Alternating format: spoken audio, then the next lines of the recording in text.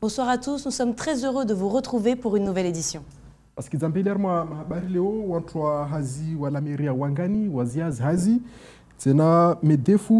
Jumba ya mazifu ikaribisa wanadamu na mahadis leo haumaliza tuna Faransa wadewa gripu usregea. Nous sommes le lundi 18 octobre, voici les titres de votre 19h. Vandalisme ou attaque personnelle, la commune de Ouangani réclame des réponses. Éléments d'information dans cette édition. Un lundi matin riche en échanges lors de ce premier café matinal du MEDEF, un moment de discussion entre professionnels, le thème abordé, les contrats d'apprentissage. C'est l'affaire de la semaine, des élus et des agents de la commune de Ouangani ont été la cible d'attaques. Plusieurs véhicules, dont celui du maire et de sa conjointe, ont été incendiés. Depuis vendredi, les agents de la mairie ont exercé un droit de retrait en soutien à leurs collègues et attendent des réponses de la justice. Jaïdi Maolida, vous étiez sur place ce matin. Oui, Yusra, Ruono Zizuzahijiri Sukuzavira, ufuduli ulio commune ya Ouangani, gari la mera na madomana wangina zitilo amuru. Leo watu hazwa la meri, wazie hazi haukavamusha na madomana yao na revulisha maelezo. Les images parlent d'elles-mêmes, c'est la psychose dans la commune de Ouangani après que le maire Youssouf Hamdi, sa conjointe et l'un de ses adjoints chargés de la sécurité aient vu leur véhicule calciné. Désormais, c'est l'ensemble du personnel de la municipalité qui craint pour sa sécurité. Les agents sont en droit de retrait aujourd'hui en soutien de leurs collègues.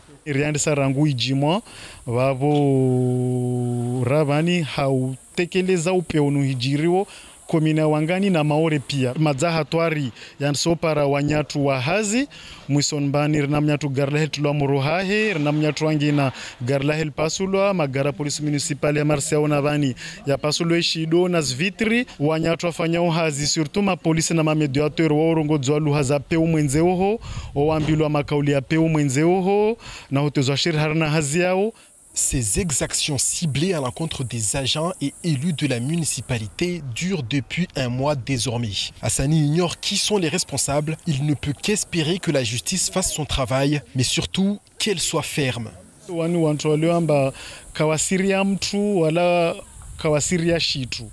Kasiria ni mtu langulo gendarmu na halo de mtoka pasa rimrie manawo de yavolo sharia wala kasiria justice ambatondo fungwa nisfikiri ma sharia zo bandalewo kila mtu asona urza malambe hanguvu donc kasiri sidza mtu vavo wantu warenda zitendwa za peu kawasina shtu waziao ni silindra wafanya hazi yao wasijwa lwatsoifanyao hata mahafavaluani wasikwe mahakama iwahukumu hodar hele lazimwan. Si la plupart des bureaux sont vides, un service minimum a été assuré dans l'hôtel de ville. Demain, les agents devraient reprendre leur service. Le maire, quant à lui, a affirmé être plus que jamais déterminé à poursuivre ses actions et mener à bien les missions qui sont les siennes. À la justice désormais de faire toute la lumière sur cette affaire. Rizkiavani Garlamera, Lamshiwahe na Adjoahe pia ziitulwamuru. Zama polisi municipali zovutwa mawe kula jua la hima. Pani serikali zungu hawa wafanywa zitendwa zini ni madzai na mifumo miraru de ufudulunu ulio wanganoho wawula meri wa silindra serikali remeshengwe hamangavu wa wafanywa zitendwa zini. Yusra, une première parenthèse santé maintenant. Et oui, on va parler diabète, j'ai dit, avec le réseau de santé de Mayotte qui lance un concours à destination de la population afin de sensibiliser sur l'importance du bien manger. Les participants vont s'affronter dans un challenge de cuisine. Ils devront réaliser un repas sain et équilibré avec un panier de provisions composé de produits du terroir. La grande finale aura lieu le 30 octobre prochain et sera diffusée sur Kwezi. Écoutons deux membres du réseau de santé lors de la matinale. C'est vrai que, comme l'a dit le vice-président, c'est un concours où on n'a pas voulu forcément travailler qu'avec les personnes diabétiques. C'est vraiment tout le monde. Donc la façon de cuisiner, d'avoir les habitudes alimentaires au quotidien. Et effectivement, on peut manger de tout. On peut manger du gras, mais le bon gras, comme on dit. C'est une bonne nouvelle. On peut manger du gras. Voilà, mais le bon gras. On peut manger du sucre, tout en essayant de ne pas beaucoup consommer du sucre. Ouais. L'idée, c'est pas de dire on interdit le sucre, on interdit le gras. Non, c'est manger de tout de façon sainement, de façon en équilibrant les équilibrée, parce qu'on sait que c'est un gros problème, le diabète, la malbouffe, ça concerne beaucoup de monde. Hein. Au niveau du territoire, c'est impressionnant. nous devons aller au plus près.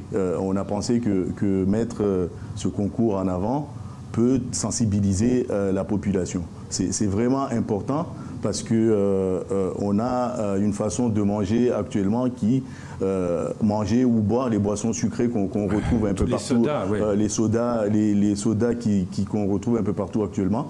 Et c'est une façon aussi de sensibiliser la population. Le MEDEF a lancé aujourd'hui son premier café matinal, un nouveau rendez-vous d'échange entre entreprises et partenaires institutionnels. Ce matin, les discussions étaient concentrées sur les contrats d'apprentissage, un dispositif qui présente un fort taux d'insertion, mais encore trop peu investi par les jeunes, faute d'informations. Iwa medefu inde jumba lihifadhiwa haki za maentreprise na mazefi yao leo wengi waparana warenge mwanadite hau hadisi zostotilo nziani meso na rudunge mahelezo ya Ivan Rakotovao. Responsable des ressources humaines, représentant de centres de formation d'apprentis, de l'agence de services de paiement ou encore de la direction des entreprises. Pour son premier rendez-vous de café matinal, le MEDEF Mayotte a réuni une vingtaine d'acteurs publics et privés pour parler du dispositif de contrat d'apprentissage. Donc se retrouver autour d'un café, ça permet d'échanger, d'apporter des solutions et de voir ce qui ne marche pas, et afin d'améliorer le dispositif de l'apprentissage à Mayotte. Un dispositif qui n'est pas nouveau, mais qui peine à attirer les jeunes, faute d'informations. Le jeune n'est pas forcément informé de ce dispositif, et donc aujourd'hui nous sommes aussi dans cette démarche d'information pour que nos jeunes comprennent qu'il y a des choses qui existent, qu'il y a des accompagnements qui existent. L'alternance aujourd'hui, c'est une mine d'or pour un jeune, parce qu'il y a une formation et en face, il y a aussi le côté entreprise, où le jeune apprend un métier. Au final, il a un diplôme, il a une expérience, il a un salaire pendant le parcours de formation. Et les jeunes ne sont pas les seuls à manquer d'informations, les entreprises le sont aussi. Nous, on n'a pas un service dédié à l'apprentissage, donc du coup, c'est notre responsabilité en tant qu'ARH de veiller à la bonne transmission des informations. Et c'est aussi important de connaître en fait le dossier des jeunes, puisque par moment, on n'est pas forcément amené à les recruter directement. Mais voilà, il faut être vigilant sur beaucoup de notions. Et l'intervention qu'on a pu avoir ce matin par le MEDEF et l'ADETS et prochainement Acto est, à mon sens en tout cas, important et primordial. Et c'est, je pense, une expérience qu'il faudra renouveler. Dans les prochaines semaines, les acteurs de ce jour devraient justement se revoir au cours d'ateliers spécifiques. Ils porteront sur des questionnements soulevés ce matin, tels que la relation entre centres de formation d'apprentis et les entreprises, ou encore la formation des tuteurs. O apprentissage yaka kidzwa mbele harina mparanonu apprentissage wo msomo hazi wala ti msomo walikoli beswafi mona lijumba ini tongo njema mana mwanashoni ufundra haraka hazi tena we parana mwana mshahara wengi wahivira hunu wahimulawa wo para hazi problemu maurevani wanazoni wo kawajamba intongo lyonziani babu kawandre wengi wo. Et Yousra, culture maintenant, parlons culture maintenant et précisément de musique. Ce week-end sera marqué, j'avais dit, par la 3e édition du festival Kayamba. De nombreux artistes sont à l'affiche et vont enflammer Musical Plage. Avant cela, des résidences artistiques et des masterclass sont organisées cette semaine. Objectif de ce rendez-vous, sensibiliser à la pratique des techniques modernes permettant de préserver et de diffuser le patrimoine musical de l'île. On écoute l'artiste Practica qui va notamment travailler avec les enfants de l'école de musique. J'ai été contacté par Kayamba, ils m'ont proposé ce projet. Ce que je trouve intéressant, c'est de ne pas venir juste jouer pour une soirée. Là, c'est qu'on reste plus d'une semaine. Moi, je reste, je crois que c'est 10 jours. Donc, dès aujourd'hui, on a déjà visité l'école samedi. Et donc, je vais donner des cours à l'école de musique de Mayotte. Alors, je crois que c'est la seule école de musique. Oui, qui n'est pas très loin d'ailleurs. Et qui est, ouais, on est passé devant, c'est vrai. Ouais. Et du coup, je vais donner des cours de musique électronique. Et ce qui est intéressant, c'est que dans l'école, ils font de la musique traditionnelle aussi. Et bon, d'autres musiques aussi, mais de la musique traditionnelle. Et moi, j'aime bien mélanger les deux. D'essayer de trouver des techniques pour mélanger la musique traditionnelle et la musique électronique. Et là, je vais donner des cours sur un logiciel de MAO, musique assistée par ordinateur. Et avec un petit contrôleur. Et donc, du coup, je vais leur apprendre comment utiliser le logiciel et pour qu'après, ils puissent continuer à se servir de ces techniques dans l'école. Place maintenant à l'actualité en bref de ce lundi 18 octobre, Jaidi. Oui, Yusra Kuti.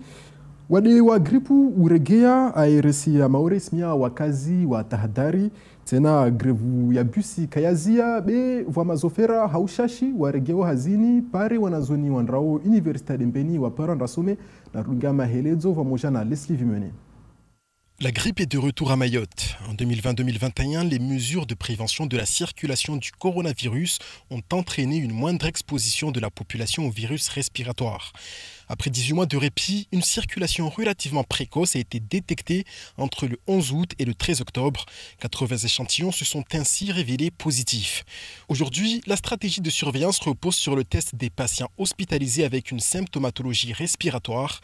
3 cas graves de grippe saisonnière ont conduit à des placements en réanimation. Il s'agit de 2 adultes de 57 et 67 ans et d'un bébé de 4 mois, ancien prématuré. Face à l'élévation des indicateurs de surveillance syndromique, l'île est passée en phase pré-épidémique en semaine 40. La campagne de vaccination a été lancée le 16 septembre dernier avec le vaccin Hémisphère Nord. Elle se prolongera jusqu'au 31 janvier 2022. La couverture vaccinale est cependant inconnue à ce jour. L'ARS rappelle que dans le contexte de la Covid-19, il est particulièrement important de se faire vacciner et de respecter les gestes barrières qui permettent de limiter la circulation des virus. Si le droit de retrait des transporteurs scolaires est toujours de mise, le réseau Allo fait une exception. Suspendu pour une durée indéterminée à l'instar des autres services, Allo propose désormais une réouverture partielle de son réseau de transport scolaire depuis ce lundi 18 octobre. Le transporteur rappelle que l'accès à ces bus sera strictement réservé aux élèves inscrits au centre universitaire de formation de Mbeni et munis de leur récépissé de demande de carte de transport. En cas de non-présentation, la montée leur sera refusée. En tout, près d'une quinzaine de bus est disponible sur le réseau, une initiative qui permet aux étudiants du CUFR de suivre leur rentrée universitaire en présentiel. Pour ceux qui ne pourront bénéficier de ces bus, le CUFR propose néanmoins des alternatives en distanciel avec des cours retransmis en visioconférence et disponibles sur les serveurs de l'université pour que personne ne manque la rentrée. Le programme des différentes lignes de bus disponibles est à retrouver sur le site du transporteur à l'adresse www.halo.yt. Il y a quelques jours, le journal de l'île de la Réunion publiait à la une les faux certificats de vaccination en circulation et émis par des personnels de santé. Cette fois, c'est le journal Le Monde qui monte au créneau et dévoile une affaire qui va coûter très cher à un médecin exerçant à la Réunion. Ce dernier a été mis en examen vendredi pour avoir émis une centaine de faux certificats de vaccination. Les chefs d'accusation sont graves: production de faux documents administratifs par une personne chargée d'une mission de service public et escroquerie à l'assurance maladie. Placé en garde à vue et entendu par un juge d'instruction, le praticien âgé d'une 50aine d'années a expliqué avoir agi par conviction philosophique et compassion pour ses patients. Il a été placé sous contrôle judiciaire avec obligation de verser une caution de 10 000 € et l'interdiction d'exercer sa profession de médecin. En attendant, il pourrait y avoir beaucoup plus de faux en circulation et les forces de l'ordre enquêtent en auditionnant des centaines de patients afin d'effectuer des vérifications. La grippe sévit également en métropole. La campagne de vaccination contre la grippe débute à peine. Beaucoup de personnes concernées ont déjà reçu leur bon. La Fédération des pharmaciens annonce qu'ils commenceront vendredi les toutes premières injections. Kila mwaka na sinzano yahe tsina yoremwa kila mwaka. Madzama daktari wa farmasi wa tayari uzirema wakazi wa duha na madzawalo na wade zangina de wa karibiswa wa jareme kadimu vaccine. Tena itokiri mtu areme sinzano ya Covid, mtu areme na ya gripu yokaikana tatambu. Un grand merci Jaidi pour ce complément d'information en Shimaoré. Et voilà, c'est la fin de cette édition. Merci de nous avoir suivis. Demain, vous retrouverez les excellents Ivan Rakotovao et Jaidi Maolida. Jusque-là, passez une excellente soirée sur Kwezi. Marabade vo mwakana wasi, mesonzo kana Ivan Rakotovao rimbenizi mahabari, ukwaheri.